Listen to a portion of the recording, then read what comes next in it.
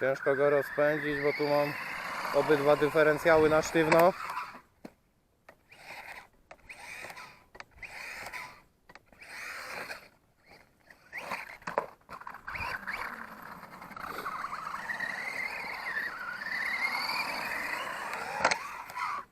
Aj, aj, aj.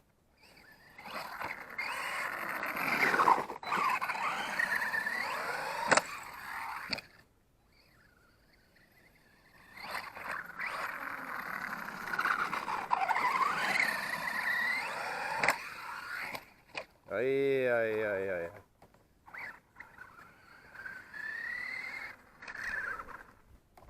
Oj, ośka mi się zablokowała. Wczoraj jedną też zgubiłem. Ogólnie to przyszłem ją poszukać. Najlepszy sprzęt do szukania części.